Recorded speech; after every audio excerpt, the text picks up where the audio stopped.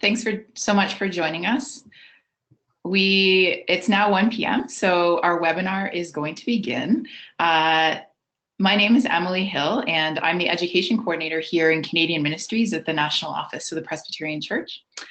And we are so pleased today to have the Reverend David Moody from Heritage Green Family Church in Hamilton and the Reverend Denise Allen McCartney from Gloucester Church in Ottawa joining us to talk about learning how to go from near death to new life.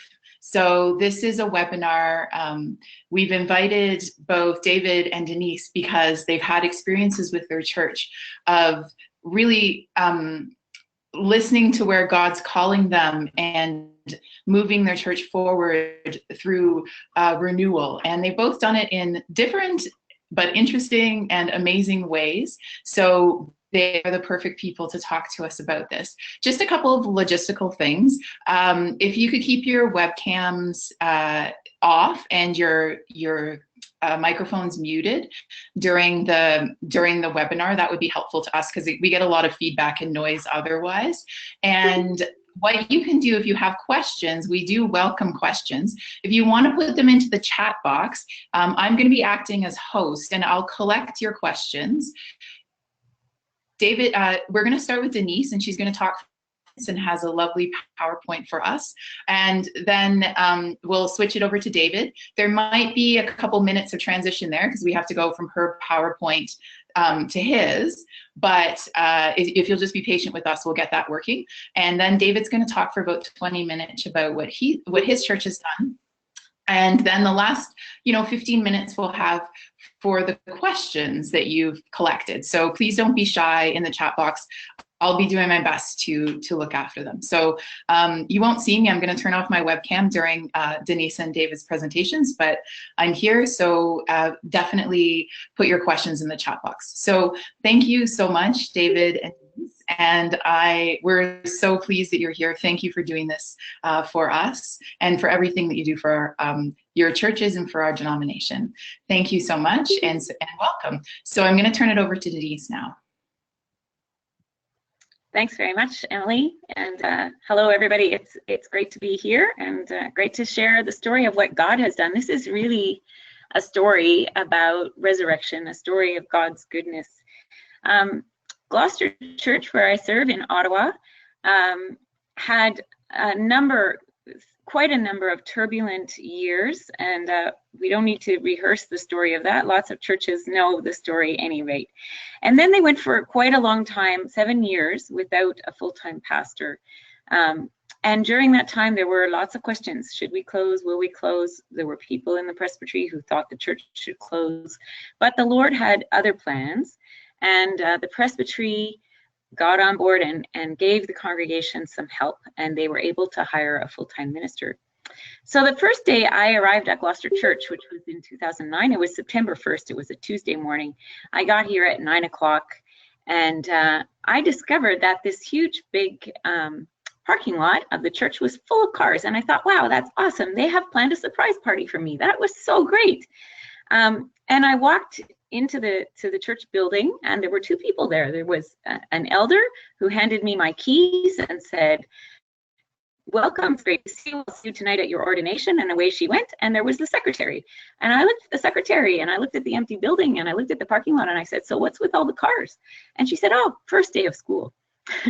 There's a big public school across the street from us, and parents use the parking lot to drop their kids off or park their cars while they take their kids into school. And it's a happening place in the mornings. And I noticed that every morning before school and every morning after school, the parking lot was packed out. So this was really intriguing to me. And a few days after I started, when I first met with the session, I mentioned this to them, and I said, have you guys ever thought of doing like coffee or tea or cookies in the parking lot to parents before or after school? And they looked at me a bit surprised. And one person said, oh, we've always tried to keep them out. And but they thought, this was a really cool idea. And so we thought about that. Well, the transition at Gloucester Church, I like to call it belly button vision. It has been a transition from inward focus to outward focus. Are you an innie or an outie in your congregation? What's your belly button vision like? God has steadily, gradually shifted our focus from inward, thinking about how can we survive, how are we doing, to outward. Why has God put us here in this place, and how can we serve here in this place? Along the way, we have had lots of help. Over several years, various advisors have helped our leaders to catch a new vision. This hasn't been a vision-driven experience. It hasn't started with a clear understanding of our vision. We didn't have a clear vision. But some of us knew that our mission, whatever it was, had to involve blessing our neighbors. And so we kept asking for advice, and we kept praying and sifting information that came, and kept watching for opportunities. We talked to Glenn Smith, who was someone I knew from way back. He's at Christian Direction in Montreal. We talked with Herb Gale, who has now retired, but was with the Planned Giving Office at the PCC. We talked with Dale Woods, who is the principal at Presbyterian College. I was part of a mentorship group. I still am with Presbyterian College, and I recommend that to ministers. That program is just outstanding. And we went to Stewards by Design. So these were all places where we had help from the people. Let me tell you just a little bit, a thumbnail sketch of who we are at Gloucester Church. We are situated in a very densely populated neighborhood. It's diverse economically, culturally, and in faith. In fact, if you draw a circle of 3-kilometer radius around our church, in that 3-kilometer radius, you will find 4 mosques or Islamic cultural centers, and you will find a Buddhist center, maybe even 2, and a Hindu temple, and just 1 church within those that 3K radius. Outside of that, there are lots of other churches. 10 years ago, we averaged about 50 or 60 at worship on a Sunday. There were no kids in the nursery and only a handful of kids in Sunday school. Today, we come from 24 countries of origin. You can see a lot of the flags there on the communion table on this particular day. Most Sundays, we welcome about 125 people, including about 30 kids. And the nursery of 0 to 3-year-olds is a very busy happening place. Well, it has happened really through prayer, I would say. It's all started with praying, it's continued with praying.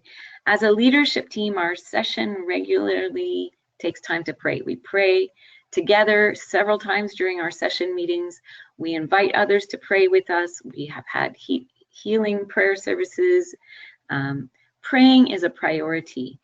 We watch and we listen for the Holy Spirit's guiding. We really have talked a lot together about how we could do that, and we seek to do it. We listen to people in the neighborhood, and we listen to each other, and have I mentioned prayer? And then we have taken baby steps. I mean, our story is really such a simple story. It's little tiny steps that don't seem to make to be big enough to even count. But little outreach initiatives, when you add them up, start to make a difference. So for instance, we did have tea, coffee, and cookies after school in the parking lot. And we've done that twice a year, every year for the last 8 and 9 years. Just once in the fall, once in the spring. And yet it's changed the dynamic with the parents who come. They look at us differently. It's just changed the whole picture. We do a freezy, what we call a freezy outreach. Last week of school, first week of school, we set up tables on our lawn right where the crossing guard is, and we hand out freezies to kids, and we tell them, God loves you, have a great summer. God loves you, have a great year at school. And again, it just changes the whole dynamic. We used to have a problem with graffiti on our church sign and stuff like that. It hasn't happened since we started doing those things. So that's really amazing. We have been asking the question, why did God put us here on this corner? Why this particular spot? I mentioned Glenn Smith from Christian Direction. He helped us to crunch census data from our neighborhood. We got into the census data. We learned about how the composition, the mix of people who live around us. We did prayer walks together, just sometimes it was just me, sometimes it was me and somebody else, sometimes it was a few in a group, sometimes there were a whole bunch of us who split up into smaller groups, and we walked around the neighborhoods with our eyes opened, just asking God to show us things about our neighbors, to show us how to pray for this neighborhood. And we prayed all over the place. We made a list of neighborhood leaders, and we met each one, or many of them, not all of them were able to meet with us, but we met with many of them on their turf. This took us months to do, but we met with 2 school principals, we met with our municipal councilor, we met with leaders at the community center, we met with the neighborhood watch founder and captain, we met with the person who runs the food bank, other people like that. And every time we sat down with them, at least 2 of us together, and we asked them, what do you love about this neighborhood? Tell us, what are your favorite things about this neighborhood? And then we asked them, what are some of your concerns for the neighborhood? And we asked them, what do you hope for the neighborhood? These were great, great opportunities to learn. One of our elders said, I think I would love for us to do a food drive to help the food bank. And so we started what became an annual food drive in June. We go door to door in some streets on the neighborhood. Depends how many people we get, how many streets we do. We also have a big sign and invitation for people to drop food off in our parking lot. It was just one person's idea, and it sparked really great conversations at the doors. Lots of people don't answer their door, but those who do, when you say I'm from the church around the corner, or I'm the pastor at the church around the corner, they say, oh, really? And they engage in conversation, and that's been kind of fun. Before Christmas, somebody in our choir, our music director and our choir, decided they wanted to do some neighborhood caroling. So that's become another annual door-to-door event that we do in different streets in the neighborhood. They're all tiny things. They're not big. We're not a big congregation. But, year after year after year, you go to different places, you knock on different people's doors, you have these conversations, and it starts to make a difference. In 2014, we went to Stewards by Design, and I just can't say enough about the Stewards by Design conference. If you haven't gone with your congregation, I highly recommend it.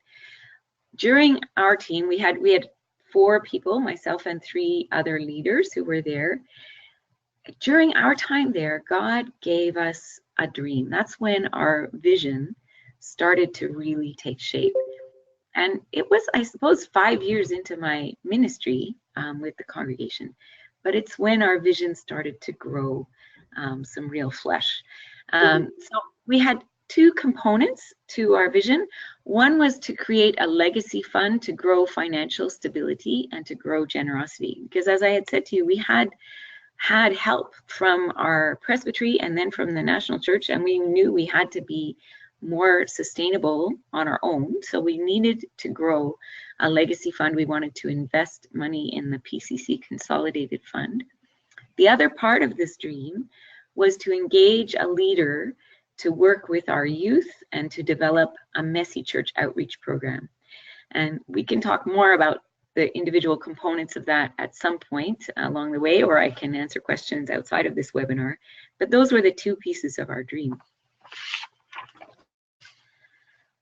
We knew that this was God's leading because the 4 of us got super excited about it at Stewards by Design. And when we came back and talked to the session endorsed the plan unanimously. Even though it was big and ambitious and complicated, the session was really excited. And then we met with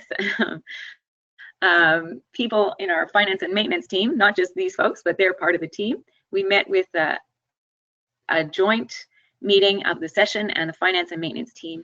And that larger group had a lot of questions, good questions, and they endorsed this dream unanimously. And then in February, we brought it to the annual meeting of the congregation. And again, it was a challenging thing to express because of all the different components, but it was unanimous. The entire congregation endorsed this dream. And so we knew this was God's leading. So in the spring of 2015, we launched 3 teams. We started with a prayer team who would be challenged to pray themselves and to engage the congregation in praying for both parts of this dream, the legacy fund and the outreach leader part of the dream. And then we had an outreach leader team that was tasked with drawing up a job description and a grant proposal or application to help us fund this outreach leader position. And then we had our legacy fund team that was going to launch the stewardship campaign to create this legacy fund. We had people on that legacy fund team who knew what they were doing and that they'd been part of stewardship campaigns before. But we had a lot of us who didn't have a clue what we were doing. Most of us had never been part of something like that. And we didn't actually have a leader for the team. And we were praying and praying, and we wanted the team to reflect the different demographics of our congregation. So we had people from different countries of origin, people of different ages. And finally, I went to one of our younger guys. I can't remember whether he was at that time an elder or not. I think he was a new elder, but he might not have yet been an elder, Edwin. And I said, would you lead this team? And he said, I wouldn't have a clue. I don't know what to do. And I said, that's okay, Edwin. We will be praying for you. There are people on the team who know what they're doing. You just be the leader and we will help you. And so that's how our legacy team started off. And I tell you that to say this wasn't an expert-led initiative. This was a God-led initiative. I want to tell you a story that happened. We started our legacy fund in the spring. It got started that the legacy fund thermometer that we had right outside my office, I looked at it every day. It was very depressing. But it started off well with a few $1,000s in there, and then it kind of stagnated. And along about the middle of May, a really interesting thing happened. The doorbell rang at the church. It was 3 young adults from Youth with a Mission, YWAM, and they had been driving on the main arterial road through our neighborhood, and they had a sense that God wanted them to stop and do a prayer walk. So they Googled churches, and they found we were the nearest church, and so they came and parked in our parking lot. And I was in a meeting, I couldn't see them, but they went out and walked for an hour or more in our neighborhood praying, and then they came back to talk to me, and they wanted to share with me what God had said to them while they were praying. And so they came back, and remember, we had never met before. They knew nothing about us as a congregation. And this is what they said. The first thing they said to me was, God said to us to tell you, don't worry about the money because it will come. Just blew my socks off. They said, God says, don't worry about the money. It will come. Just take steps in faith. The money will come. Then they said to me, we prayed for the people who lead your youth group. I said, well, we don't have a youth group. They said, that doesn't matter. We prayed for the people who will lead your youth group. I thought, wow. Then they said, we prayed that God would increase your connections with the neighborhood and would bring fruit through your ministry. We prayed that people in this neighborhood would come to know Jesus and would engage in his work with you. I have to tell you, I was just blown away. It was another amazing connection that God was leading this. So the question is, why did the pastor cross the road? Well, in this case, it was to meet the principal, of course. And so I met with Marnie Patterson, who's the principal at the school across the street, and I asked her, what do you love about the neighborhood? What are your concerns? What would you hope for in the neighborhood? And I asked her, how could we partner with you to bless this neighborhood? Because that's what God has put on our hearts. So she said, well, would you think about doing Christmas hampers? They do some Christmas hampers, and we're looking for a partner. And I said, Christmas hampers, I'm not so keen on that. It's a really busy time of year for us. What if we did friendship baskets, and what if we did it around Family Day and Valentine's Day weekend? And she loved the idea. And so for the last several years, we have done friendship baskets with Roberta Bondar School. They pick 3 families or 3 or 4 families. They share with us a little bit about those families. We provide home-baked food and fruit and beautiful gift baskets full of fresh fruit and cheese and crackers and Walmart gift cards for whatever amount of money we can afford to give them. And that's been amazing. We also decided to do a Thank God for Neighborhood Schools worship service in the fall. So the last Sunday in September, we invite the principal of this school and the principal of the Catholic school down the street to come and share with us a bit about their schools and their challenges and hopes. And we pray for them, and we invite teachers to come, and we give them gifts of flowers, and we just celebrate what they do in the neighborhood. And now, just very recently, this is skipping ahead a bit, but they have been looking for volunteers to help with their morning kid drop-off at their school, where things get congested, and they're looking for volunteers. And we have the whole school, their whole school had 3 volunteers who were doing this. 700 kids in the school, and they could only come up with 3 volunteers for the Kiss and Ride program. We now have 7 more people who are coming from our church to help them on weekday mornings. So that's really exciting. I'm just excited about how that connection is growing. This is a picture of our friendship baskets with the kids, that 3 of the families that we gave friendship baskets to last year. So the school connections, the kid connections are growing. So meanwhile, in June of 2015, the Legacy Fund was growing, but very slowly, and we were super disappointed by this time. We were praying. We decided we had to shelve the outreach leader part of the project. That was just so disheartening. And so I said to them, well, what do you want to do? I said to the outreach leader team, do we just quit altogether, or do you want to try doing Messy Church on our own? And they were keen to do it. So in the fall of 2015, we embarked on Messy Church on our own. We did 1 event in the fall of 2015. And it was a huge success. Great fun.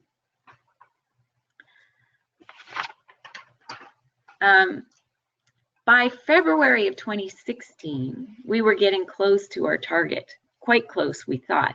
And so we planned a summit meeting for the leaders, session, finance and maintenance, anybody else who was interested in coming. We were going to meet on one evening the week before, or just a few days before our annual meeting, to see if together we could get to the summit, we could achieve the goal. At that day, as it turned out, the meeting, the day of our meeting, Ottawa had the biggest blizzard in Ottawa's history. And so we had to cancel our meeting. But we decided we couldn't set up a conference call, but we could connect by email. So we were all at home, and we had our treasurer crunch the numbers, and he sent out a very depressing email message saying that no, it wasn't $5,000 that we had the gap to get to the summit. We had somehow missed the numbers. It was $18,000 that we needed to close the gap. First he said 21,000, and then as we talked together, he said, no, you're right. I hadn't counted those things. $18,000 was our gap. Well, within a little over an hour, our envelope secretary reported that she had received emails from the leadership team with pledges totaling $18,000. And we had done it. We were able then to celebrate the achievement of our $100,000 Legacy Fund goal. You can see the thermometer here outside my office door. The purple part is what we had in savings. It was $50,000, and we were seeking another 100 so that we could invest in the PCC Consolidated Fund, and we had achieved the goal. And we had a blowout celebration for our annual meeting. Our whole worship service was a celebration, a party, a thanksgiving to God, and it was annual meeting all together rolled into one. It was just amazing. And by April the 1st of 2016, we made our investment of $150,000 in the PCC Consolidated Fund. And the return on that investment is helping now to fund our ongoing ministry in the neighborhood. Interestingly, at the end of 2016, we ended the year with a budget surplus, even apart from the planned giving and the special giving. And we also experienced significant growth in numbers of people who were worshiping with us that year. Early this year, 2017, we welcomed 15 new members, most of them by profession of faith. And we applied for and received a grant of $8,000 from the Creative Ministries to Children and Youth Fund. That has allowed us to hire our youth outreach leader this fall, not till 2017, the fall of 2017. Prince Owusu is now our youth and family outreach leader, and he is such a blessing to us. He's actually been with our congregation for the last 3 years. And now for the first, but he's been as a participant. Now he's our youth leader, just as in the last couple of months. And for the first time in more than 20 years, we have a small youth group. Prince and an elder attended the Messy Church Conference in Toronto this fall, and Prince is strengthening our connection with the public school. He's been leading the charge for those Kiss and Ride volunteers. He's just a great asset. And we keep praying. We started praying, we pray, we keep praying, we keep watching, we keep listening to neighbors and listening to each other and listening to the Holy Spirit. And we thank God, because he is allowing us to be and to share the story of God's love. So that, in as quick as I can tell it, is the story of Gloucester Church. Thank you so much, Denise. It's a very, very inspiring story. And yeah, I just really appreciate you sharing it with us today. We're gonna try to switch over now to get David on presenter mode. Let's see. Okay, here we go. Something's happening. That's good. Okay. Is that looking right? Yep, that looks good. So I'm going to turn my webcam off and mute myself. And if you do the same, Denise, I don't know if you can, that'd be great. David. I'm just looking for the mute button, but I don't see it. It's the one that looks like the microphone. And it's not a big deal if you don't end up figuring out how to mute yourself. It's okay. Okay, so I'm going to turn my webcam off. Thank you, David, and welcome. Sorry, 1 sec. Hi. I can't help it. Oh, I see. No, I'm looking for a building manager. Emily, there was a question that came in that maybe while we're waiting for David to jump in, Denise, you could answer. So there was a question asking why do you think your congregation was so gung-ho to embrace the change? What do you think enabled them to do that? Can you still hear me? Yes, we can. Excellent. Okay, so that's a great question. I really think that praying is the big thing that opened people's hearts. We prayed through every step of this, and it really changed how people approached it. Even the act of praying helped people understand that it's not our congregation, it's Jesus's congregation, and we're asking Jesus to guide us. And then the act of praying helped us to be open to what he would do to lead. And as we prayed, he brought people with the vision, and people were willing to do it. So I think that for me, and I think too that the changes came slowly. They didn't happen all at once. It wasn't as though we came in with an agenda. It was just, we were moving along together and saying, hey, we think that God is leading us this way. We think God is leading us that way. So I think those two pieces were important. Thank you. David. I am so sorry. Well, this is what happened. I set myself up in the foyer, and then I didn't lock the door, which is incredibly unwelcoming anyway. And then I had to kick out a telemarketer who walked in. So my apologies. So that was a fun moment of not having an open door, which happens at very rare times. But thank you for waiting for me. I'm sorry for that. I get the privilege of sharing with you a little bit about Heritage Green and the journey we've had here. I want to give you just a little bit of background, because it is kind of a unique church in terms of how it got to be here, and that a little bit of that story might be helpful to understand where we are today. So this church was actually planted in the 80s. It was an intentional church plant from the presbytery, and the idea was that this area up here was just being developed. There's a brand new area called Satellite City, which was a satellite of Hamilton, being developed for the purpose of, well, growing the city, but there was a lot of kind of young families moving into this area because there were financial incentives. And the church said, you know, the presbytery said, we really need to build a church up there and have a presence. And so Reverend Peter Walter, whose picture is there, was was tasked with really starting a congregation up here. And he went door to door and met with families and shook hands and welcomed people and invited them to come and see what he was doing, and began a congregation that was worshiping in a nearby school, Billy Green School, in the gymnasium. And the church began there. They began to raise some money and to make some plans and dream about a building. And then in the early 90s, they began work on the construction site. They dug some ground up and bought a nice piece of property right on Mud Street, which is literally a mud street, and began the building process. And the building went quickly. They designed a beautiful sanctuary based on sort of a round idea that it would be a very welcoming, intimate kind of space. And so the building really came together quickly. You can see the shape of it. It's kind of a round sanctuary and then a longer education wing. So it's kind of like the Star Trek Enterprise. It's got that shape. And then tragedy struck just before they were going to open up the building. Reverend Walter passed away. And so the church that he had really brought together and had been so instrumental in gathering together as a congregation, launched its new building without him. And yet the congregation went to life, and God was working, and there was this active faith community that really grew up in the church.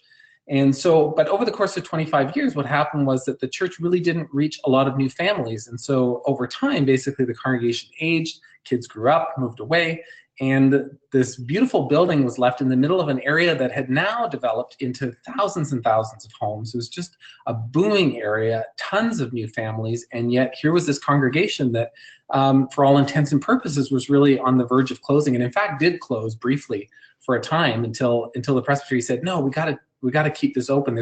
God's got work to do still in there. So into this context, it was actually my colleague, my co-pastor, Alex Douglas, who had this sort of time away. He went up to Crieff Hills and just was spending some time with God, saying, okay, God, what do you have for me next? And God really dropped this vision on his heart. And the vision was kind of three things that God put on his heart. The first was Heritage Green, which is this congregation. The second was a family-focused vision. And the third was this word replant. Now, Alex knew Heritage Green from being in the presbytery already and kind of was aware of the story, but hadn't really worshipped here, didn't really know a lot about the current context. He came out of a leading children and family ministry at another church, so he knew what a family-focused vision meant. But then this word replant was also kind of a big question mark. What does it mean to replant a congregation as opposed to renewing or refreshing? What does that verb actually say? And so he really went about talking to a bunch of people that he trusted and mentors and different ministry people, and we got to talk about it and just saying what could this mean in terms of a vision for Heritage Green. At the time, Heritage Green was down to 12 to 15, mainly seniors on a Sunday, really, like I said, struggling to stay open, really struggling to understand its identity. It was helped a lot by the fact that it had a daycare attached to it, but there wasn't really any crossover. And so what would it mean to replant this congregation? And when we really dug into it, there was two things that jumped out. One is that, first of all, a family-focused vision for a church that has no families is pretty odd. But not only that, we were really convicted that it was an unapologetically family-focused vision, that basically was really, we're not going to say sorry for the fact that we are focusing on families. We're going to absolutely go after that, because this is an area surrounded by young families, disconnected families who have moved here, bedroom community families where there is a spouse in the house that's traveling to Toronto an hour every day to commute. It was just, this area was ripe for a family-focused vision. So we really thought about this family-focused vision idea, and what God really put on the heart of the leadership and the people who were involved with it was that if we were going to go after a family-focused vision, if we were going to really seek to be a church that was planted here to be Christ's hands and feet and mouth and heart in this community, that we would have to turn over the soil to really take the group of worshipers who were here, take the building, take the resources and people and hearts that were here, and compost them, turn them over, turn them into a rich soil that would receive the families in the area. So thinking of ourselves as compost is not the most natural kind of way to think of ourselves. And in fact, one of our elders, we brought this idea to them and said, what do you guys think about being like the replant, the soil? And he said, so you want us to be a pile of dirt? And I'm like, well, yeah, sort of. That's kind of what we're proposing. And he said, listen, if I need to be a pile of dirt, I'll be a pile of dirt. And if I need to be a pile of something else, I'll be a pile of something else, as long as I get to see life in this congregation again. And so the congregation said yes to this idea of replanting the church to become a family-focused place of worship, and also a source of health and life in the community. So this didn't happen alone. I'm just going to jump in here with why we have such a fantastic relationship with Canadian Ministries. At this point, it was a church that couldn't afford one full-time minister, seeking to call not just one, but two full-time pastors, and seeking to basically keep this church open at the same time. And so we really prayed a lot about that, and then we brought the vision to the Presbytery, and we brought it to Canadian Ministries, and after we brought it to the church, and we kind of saw them all as red light, green lights. Like, here's 3 traffic lights we have to get through, and if any one of them says red, then that's fine. That's not meant to be, and we'll go somewhere else. So we said, God, if this is where we're going, we're asking for 3 green lights. And we brought it to the congregation. Of course, they said yes. Then we brought it to the Presbytery, and with a lot of discussion and a lot of intentional discernment, they said yes. And then we brought it to Canadian Ministries, and they said yes. And so this amazing opportunity to have 2 full-time pastors helping to replant a congregation happened. So the question is, how do you go about getting families into a church that has no families? You can think of it like a restaurant. When you see a restaurant with no cars in it, you think, I'm not going to go and eat there. Nobody eats there. Well, it's the same thing. How do you say to a family, come to a church with no families? Don't worry, it'll be family focused. So we came up with this strategy really based on the parable of the sower, the idea of how do you cast your seed. And so the first step of our replanting was tilling. So if we were going to be a rich, nutrient-filled soil to receive people, there were some things we had to do. There were some stones in the field. There was some dirt that had gotten clotted up. There's just things that happen to a congregation that's stagnant. And so that meant a lot of prayer, a lot of Bible study and worship time. The session was amazing. We had weekly meetings where we were just digging into the Word and understanding just the fundamentals of what it means to be the Church of Jesus Christ. What does prayer mean? What is worship about? Just really tilling that soil and saying, who are we as a congregation? What does it mean to be a church in this community? And then a lot of that tilling was also preparing our building to be family friendly. Over the course of time, the building had become stagnant as well, and it had just accumulated a lot of stuff, and it just didn't look fresh. And it's still actually, the front of the church looked a lot like a photo, or it looked a lot like a set from a 1980s like TV evangelism show. Like, it had these old chairs and the green carpet, and we were like, we need to, let's freshen up the place. So some of it was physical work, some of it was spiritual work, and then the emotional work of teaching the congregation why it would be worth letting go of who they were in order to become who Christ was calling them to be for this community.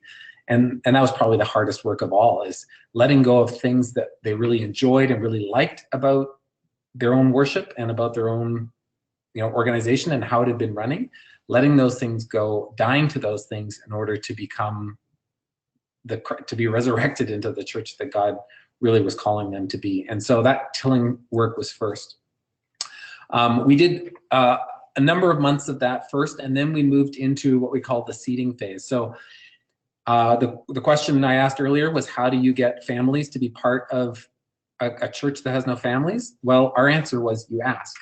And so basically what we did was we asked other churches if they would allow us to talk to them. We asked individual friends and families that we knew, and we said, listen, we're replanting this congregation. We need some families to come and be missionaries to this area. So basically, we want you to come on mission to this church for 12 months, for a year, and help us to grow a church here. And so basically, we're looking for not only kids and families to be part of the congregation, but also people with a deep faith to bring their own gifts and skills and passions and experience and add those into the church that we were building. And so we put this invitation out, And we actually, one week, we closed our church. We sent out our elders in twos, just like Jesus sending out the disciples in twos. We sent them to different congregations to make an announcement and to be part of their church that week and say, listen, we're looking for missionaries. So we had this Seed Sunday where we sent them out. And then we had a Saturday event where we basically had a worship service on a Saturday. Why on a Saturday? So that people didn't have to skip their own church to be there to find out about this. So we wanted them to have the opportunity to come on a Saturday and find out what this was about. And we basically formatted it like the worship service that we were going to be having and said, this is what we're working towards. This is our goal. And do you feel God calling you to this? And so when we had that Seed Saturdays, we called it, we were waiting and all anxious, and our elders were sitting in the foyer going, I don't know if anybody's going to come. And all of a sudden one car pulls up and some people get out, a family gets out, and we're like, oh my gosh, some people came. And then pretty soon a couple more came. And by the end, we had 7 families who had come to find out more and basically ended up becoming part of our, part of this replant. So those families joined us for a year, and then during that time, we really looked at every single part of our worship service, of our mission life, of our everything that the church was, and said, does this serve the vision that God's given us? Is this unapologetically family focused? And if the answer was no, then we either changed what we were doing or got rid of it completely. For example, we had a car show that met here. It was a big deal for the church. They loved this car show. It had been started by some founding members. The thing is that the car show was not family friendly. The kids weren't allowed to touch the vehicles. The families weren't really invited to be there. Mostly it was the people who'd come for the car show enjoying each other's company. And so we looked at it and we said, is this serving the mission? And we reluctantly said, no, it's really not. And there's no way to change it into something that is. And so we let it go, even though it had been something that had been there for 10 years. We really said, this is not serving the vision that God's called us to be. So from that point on, we started with those seed families, built up a service and a momentum and a worship environment and a mission environment that was really focused on families. And then we began spreading. We began inviting our neighbors into the church to be part of events. And so it started with the daycare. We held some family day meals and some breakfasts. We held Christmas events. We held all kinds of things we could think of that were family focused, and invited the neighborhood into that. And we invited, we basically wanted to bless our community in different ways that would allow them to know we were there and really just be the voice of Jesus. And we had this conviction early on that we didn't need to sell our faith, in the sense we didn't have to early on do a bait and switch. We never had to offer events and then say, and by the way, this is we're doing this because we want you to come to church or we want to grow it. We just said, no, we're in the spirit of 9:7 says we were going to work and pray for the community around us and trust that God would grow the church based on that. And one of the things that came out of that, aside from our very, very family focused church service, which became really focused around young families who maybe had never been a place in worship and a place to have fun and experience church and also grow in their awareness of Jesus. So that was a huge part. But in addition to that, we started asking in our community, what kind of things do we need to grow in this community? And one of the answers was that in order to grow the health of this community, there's a real absence of social connection between neighbors. Like, it's a very disjointed community, as I said earlier. But there's also a real lack of fresh food and fresh produce. And so one of the things we did was we organized the community and said, hey, what do you think about having a farmer's market in our parking lot? We have a nice big parking lot we're blessed with. What would it look like to have a weekly farmer's market? And a bunch of people from the community said, yeah, we'd really enjoy that. And so basically we called together, I'm just getting ahead to this.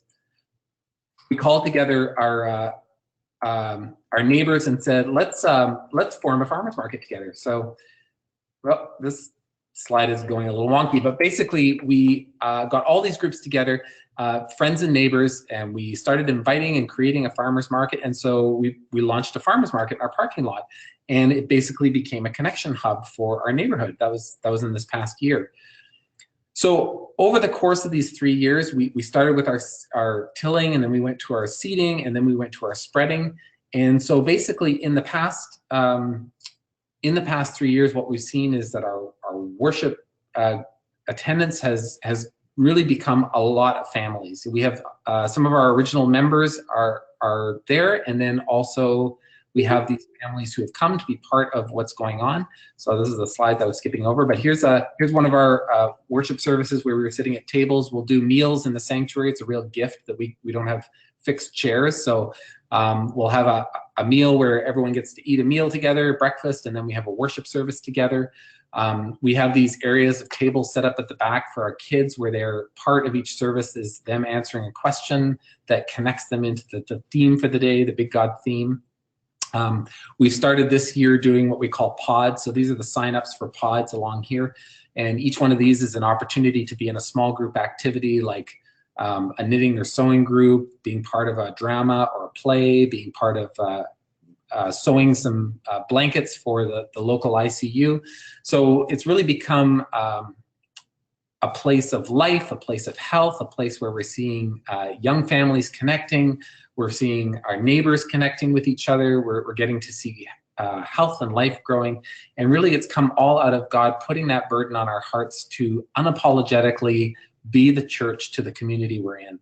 And in one sense, I was thinking it's just a tiny bit of a shame that both of us have churches that are focused on young families or have attracted a lot of young families, because I don't think that's the point. I think the point is that both of us have found a connection to the community that we're in.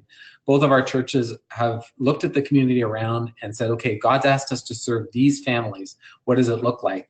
And so while Emily has a much more multicultural denomination, we have less so for some reason, even though we're close to Toronto. We're not a super multicultural area.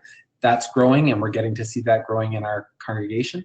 But very much it's been a story of becoming the church for this community, surrendering our preferences and our habits and the things that we think that we want, surrendering those things so that Sunday morning and our church and our building and our mission can be serving the community around us so that we can be the church Christ has called us to be for our neighbors. And it's pretty cool. And we're learning a lot. There's still lots to learn, but God is good. Thank you so much, David. Let's see, get my webcam shared. So does anybody have any questions? We haven't had anything come in, but sometimes it takes a couple of minutes.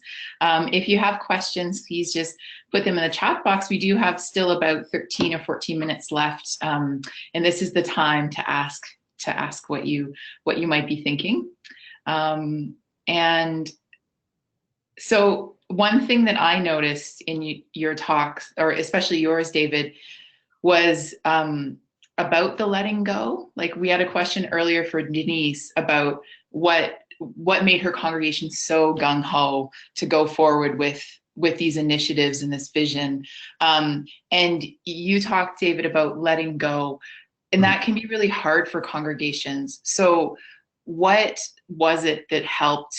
Like when you said we're not having the car show, what was it that helped people to accept that? Like, what did that process actually look like? It was the tilling process. It was really getting to the heart of what is the purpose of this replant? Why are we a church? And so when you do that initial work of saying, what is our vision, and are we really buying into this? Is this really who we want to be?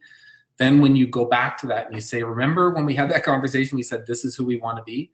Well, this is what it looks like. And so I think like so much of the work happened early on in being really transparent and really honest about the fact that things were going to change, and saying, please don't say yes if you don't want to change, because that's the cost. We have to give up. We have to give up something in order to see God do something new. We're gonna have to surrender part of ourselves. Like we love the verse that says, anyone who holds on to their life will lose it, but those who lose their life for my sake will gain it. And we just replace that with the word church. Anyone who wants to save their church will lose it, but anyone who is willing to lose their church for my sake, for Jesus' sake, will find it. And that's really been our experience. So it was really setting that idea up early on that helped us to have the conversations later. Thank you. We had another question come in for you, David. And the question is, did your seed family stay on or go back to their original churches after the year? Yeah. So, some of both. We had some families who really were feeling called to a new church already, and so they've stayed. And then we had some families who said, no, this is absolutely a mission project. They came for the year. We even told them, and this was some advice we got early on, we told them to continue to give to their original church. So we said, don't even bring your money. We're not trying to steal people away. We're really asking for the gifts of your talent, yourself, your passion, your faith. And so that was neat too, because when you go to a church and say, oh, they'll say, you're stealing our families. No, we don't want to steal your families. We're inviting them into mission, and we want them to continue to be part of your congregation. So there was a mix of both. Mm-hmm. Any other questions out there? I noticed that there was in both of your stories, there's such an emphasis on prayer and discernment and listening to God. How do you get your congregation involved in that? So what, obviously, I know with you, Denise, you have this active prayer life, you're really a person of prayer, and it's where you turn all of the time. Was it hard to get your congregation to move into that with you? Or was that something that came naturally? Like, how did you do that? That's a great question. It's really interesting because when I first met with my session, or maybe it was before I met with them anyway, when I first met with the leaders of the church, there were 2 or 3 people who came to me and said, don't ever ask us to pray out loud. We do not pray out loud. We will never pray out loud. We just don't do it. And I said, that's no problem. I don't have any problem with that. God can hear you whether you pray out loud or not. Don't worry about it. And it was always that kind of approach that said, there was nothing heavy-handed. There was nothing that said, you must do this or you must do that. So when I started by praying myself, and then with the session, I would start with a Bible study. Basically, the first 20 minutes, half an hour of our session meeting is always, it's more than a devotion. We get into the word and we talk about it and we think about, okay, what is God saying to us as leaders about this? And then we take time to pray. And we take time to thank God. And I would always say to them, okay, well, maybe 2 or 3 of you would pray. And if somebody doesn't feel like they can pray out loud, that's absolutely fine. We won't be afraid of silence. We'll just take some time to pray right now. And so within the session, that became more comfortable.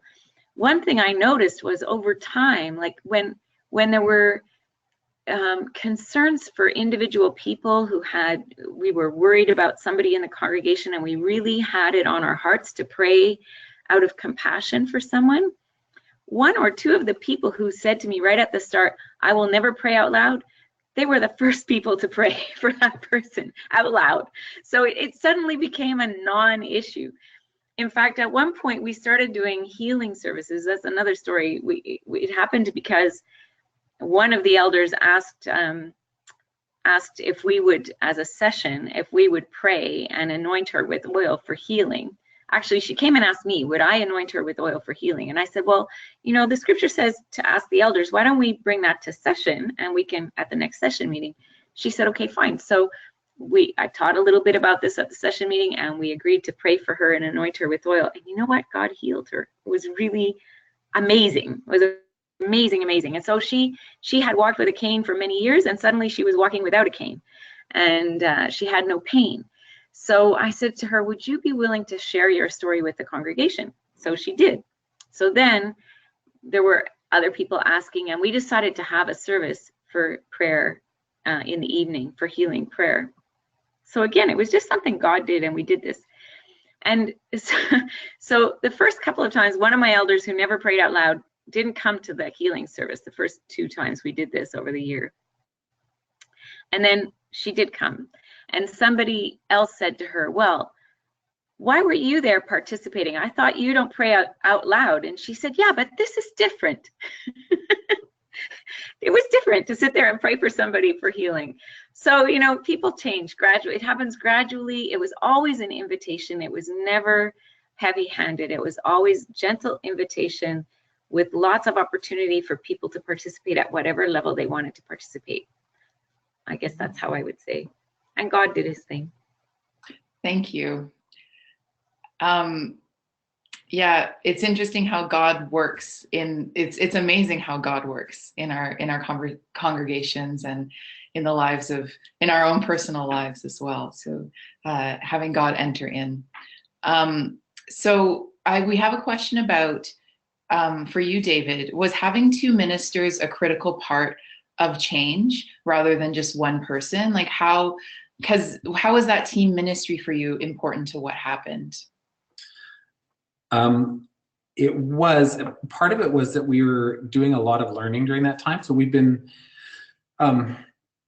really trying to figure out a lot of the pieces that we've, learning about the culture that we're in, learning about how to do family worship in a way that made sense. And so it was a real help. And we've kind of seen it this way. We've seen it as having the farmer and the engineer, as we call it. So I'm more the engineer. I really like figuring out those problems with, let's say, the soil, like getting the stones out and fixing drainage problems and putting in a ditch and whatever. Those are the fundamental issues of, like, what do we need to fix in this congregation? What needs to be done? How does our worship service get organized? How do we do meetings? Like a lot of structural stuff. And then Alex is more the farmer in terms of he tends the crops, he plants the fields, he's working with the yield and all that. Like, that's really his personality. And so we've really found that combination awesome.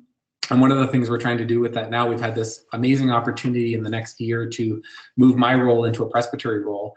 And we're going to we get to develop a replanting ministry in our presbytery that's going to be taking some of those engineering tasks and bringing them into other congregations that won't have the opportunity to have two ministers.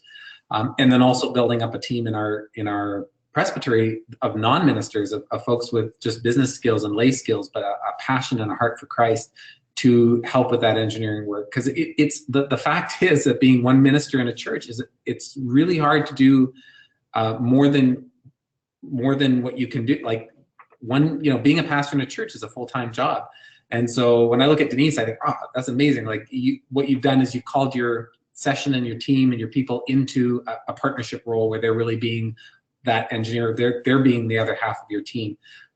Being a tiny church that we were at the beginning, we didn't have as many people to draw on. So I wonder how one of us would have done it alone.